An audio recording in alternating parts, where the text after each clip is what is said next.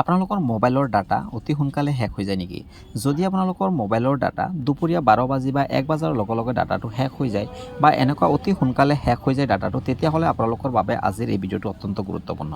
অৰ্থাৎ আজি মই ক'বলৈ গৈ আছোঁ যে আপোনালোকে যদি আগতে 3 ঘণ্টা মোবাইল চাব পাৰে, ডাটাটো শেষ হৈ যায়, কিন্তু এতিয়াৰ পৰা আপোনালোকে 6 ঘণ্টা মোবাইল চাব পাৰিব। অৰ্থাৎ মই এনেকুৱা দুটা ছেটিঙৰ কথা কৈ আছোঁ, যি ছেটিংটো আপোনালোকে কৰিলে আপোনালোকে আগতে যিমান ঘণ্টা চাব পাৰিছে তাতকৈ আপোনালোকে দ্বিগুণ সময় মোবাইল চাব পাৰিব, কিন্তু ডাটাটো শেষ নহ'ব। তেন্তে বলক কি দুটা ছেটিং সেইটো আপোনালোকক দেখাবলৈ যত্ন কৰিছে। কিন্তু ছাৰবাইদেউসকল, লগতে ভিউৱাৰ্ছসকল, আপোনালোকে যদি চেনেলটো ফেচবুকত চাই আছে তেন্তে পেজটো ফ'ল' কৰি দিব, আৰু যদি আপোনালোকে ইউটিউব চাই আছে তেতিয়াহ'লে ইউটিউব চেনেলটো ছাবস্ক্ৰাইব কৰি দিব। তেন্তে বলক মোবাইল স্ক্ৰীণতে গোটেইখিনি প্ৰচেছ চাই লওঁ। ডাটাটো ছেভ কৰিবলৈ আপোনালোকে কি কৰিব? ফাৰ্ষ্ট টাইম মই আপোনালোকৰ মোবাইলৰ যি ছেটিং অপশ্যনটো আছে, আপোনালোকে ওপৰৰ পৰা স্ক্ৰল কৰিলে আপোনালোকে এই ছেটিং অপশ্যনটোত যাব। ছেটিং অপশ্যনটোত যোৱাৰ পাছত আপোনালোকে ইয়াতে দেখা পাব নেটৱৰ্ক এণ্ড ইণ্টাৰনেট। জাষ্ট ইয়াতে আপোনালোকে ক্লিক কৰি দিব। এইটো ভিভ' মোবাইল হয়, ভিভ' মোবাইলৰ এই অপশ্যনটো এনেকৈ আছে। ইয়াৰ পাছত আপোনালোকে কি কৰিব? এই অপশ্যনসমূহৰ ভিতৰতে ডাটা ছেভাৰ যি অপশ্যনটো আছে, জাষ্ট ডাটা ছেভাৰত আপোনালোকে ক্লিক কৰি দিব। ইয়াৰ পাছত এইটো অফ হৈ আছে চাওক, জাষ্ট আপোনালোকে অন কৰি দিব। অন কৰিব। অন কৰাৰ লগে লগে আপোনালোকৰ ডাটাটো ছেভ হ'ব, কিন্তু ইয়াতে আৰু এটা কাম বাকী আছে। তো গতিকে আপোনালোকে ইয়াতে চাওক, ডাটা ছেভাৰটো অন হৈ গৈছে।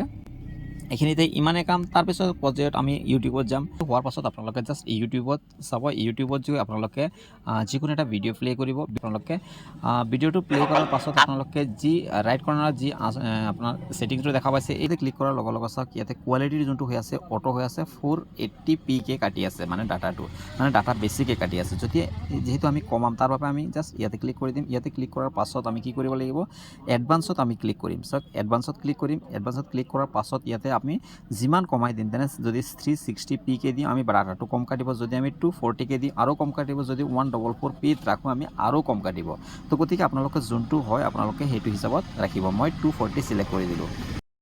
তো আপোনালোকে নিশ্চয় কথাখিনি বুজি পাইছে। এই দুটা ছেটিং কৰিলে আপোনালোকৰ ডাটাটো বহুত ছেভ হ'ব, আৰু আপোনালোকে ৰাইজৰো ছেভ কৰিবলৈ আপোনালোকে ভিডিঅ'টো শ্বেয়াৰ কৰি দিব, যাতে আমাৰ বাই বন্ধুসকলেও এই ডাটা ছেভ কৰি নিজৰ টকাটো অকণমান ছেভ কৰিব পাৰে। তো ছাৰবাইদেউসকল, আপোনালোকে যদি চেনেলত নতুন আহিছে চেনেলটো ছাবস্ক্ৰাইব কৰি ল'ব, আৰু যদি ফেচবুকত চাই আছে পেজটো ফ'ল' কৰি দিব। ভিডিঅ'টো সম্পূৰ্ণ চোৱাৰ বাবে ধন্যবাদ।